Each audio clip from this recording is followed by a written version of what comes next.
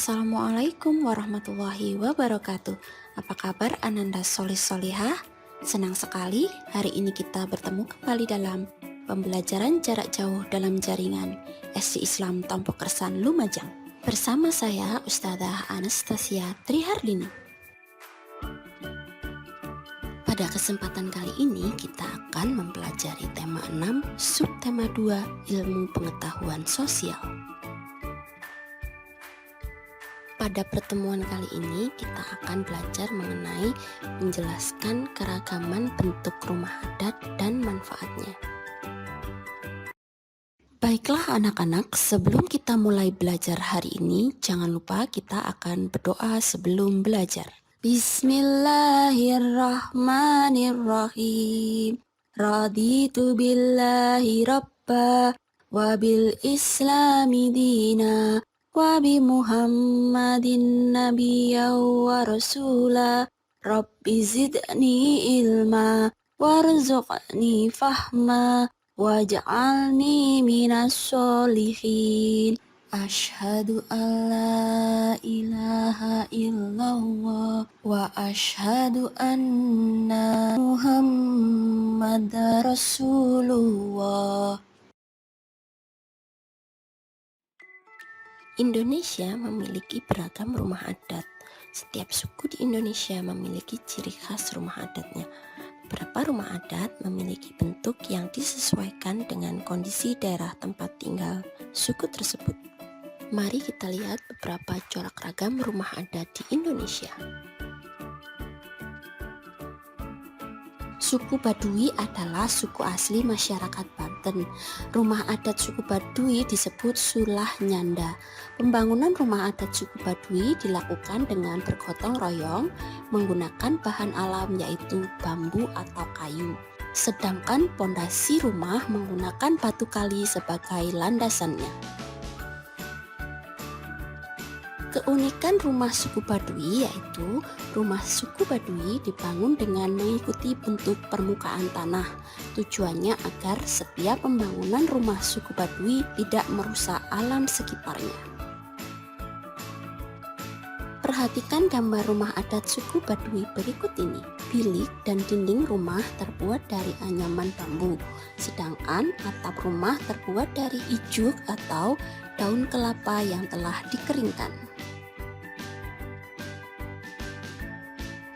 Selanjutnya akan Ustadzah jelaskan mengenai bagian-bagian rumah dari rumah adat suku Baduy. Rumah adat suku Baduy terbagi menjadi 3 bagian, yaitu satu bagian depan yang disebut bagian sosoro berfungsi sebagai ruang penerima tamu. Kemudian bagian yang kedua adalah bagian tengah atau bagian tepas berfungsi sebagai tempat aktivitas tidur dan pertemuan keluarga. Yang ketiga adalah bagian belakang atau bagian lipah, berfungsi sebagai tempat memasak serta menyimpan hasil ladang dan beras.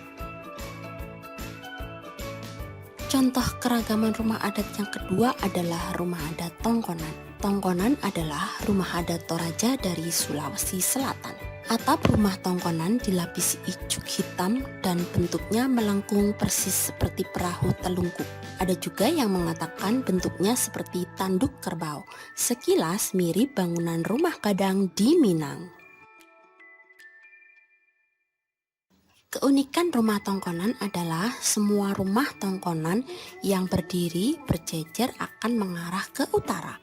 Arah tongkonan yang menghadap ke utara serta ujung atap yang runcing ke atas melambangkan leluhur mereka yang berasal dari utara. Ketika nanti meninggal, mereka akan berkumpul kembali bersama arwah leluhurnya di utara.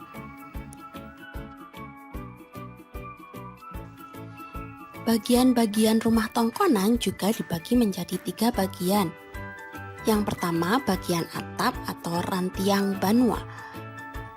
Menghadap bagian utara tempat penyajian kurban pada upacara persembahan dan pemujaan. Bagian tengah disebut kale banua, lebih luas dan agak rendah dari ruang lainnya, terbagi dari bagian ruang kiri dan ruang kanan. Kedua ruang tersebut merupakan tempat untuk menaruh sajian kurban hewan dalam upacara adat. Yang ketiga adalah bagian bawah atau suluk Banua, yaitu ekor rumah yang berada di bagian selatan dipercaya sebagai tempat masuknya penyakit. Nah, anak-anak, hari ini Ustadzah memberikan 2 contoh keragaman rumah adat, mulai dari bentuk, nama, dan keunikan serta bagian-bagian rumah adat tersebut.